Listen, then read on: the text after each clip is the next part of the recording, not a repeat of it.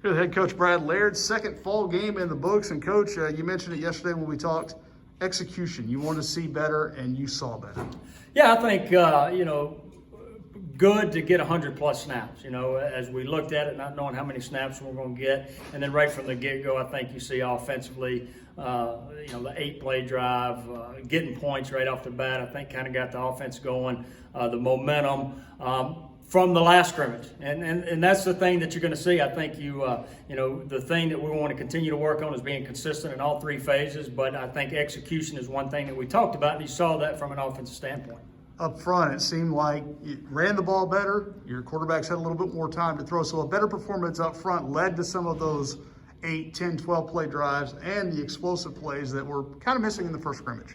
Yeah, I think you saw a combination of both. Our guys I thought were physical up front, which led to being able to run the football, which opened up things for our receivers. And I think, you saw receivers step up, making plays throughout the scrimmage. And I think that's, what you saw with the running game really opened things up. I thought protection was good. I thought quarterbacks made good decisions. I think offensively there were 2 turnovers. You had the one fumble probably early in the scrimmage, and then the 2-minute situation, PJ on the interception to end the 2-minute situation with the ones. It's another guy that we mentioned last time, younger guys or newer guys stepping forward, and PJ Harrington, a guy that went through a handful of spring practices, kind of learning this system, mid-year guy, and now getting some more time under his belt and showing. I mean, he was very involved today defensively. Yeah, you don't look at him as a new guy, I guess, because he was, here last spring, and I know has not played a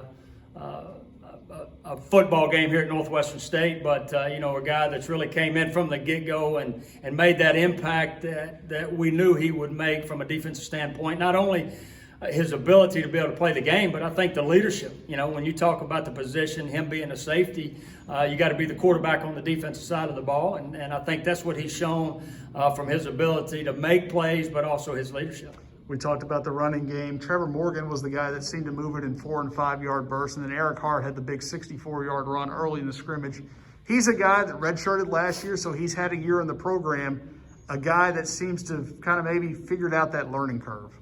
Well, I think the big thing for us is you've got to see the explosive plays in the running game. And, we saw that with Eric, I don't know, 70-yard run, not sure what it was, but, because those things are going to open up. I know LeVar had a big, Gumps had a big play in the passing game of 50-yard, but those explosive running plays, I think, just opened things up for us. And that started up front, and it was good to see Eric be able to break away in the back end. And not only that, you mentioned LeVar Gums, but Kobe McGee had some big plays. Javon Antonio, a big touchdown catch. Marquise Bridges.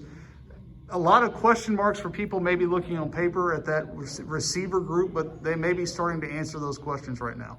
I thought you saw big strides from fall ball game 1 to game 2. Guys making plays. The one-on-one balls you got to make.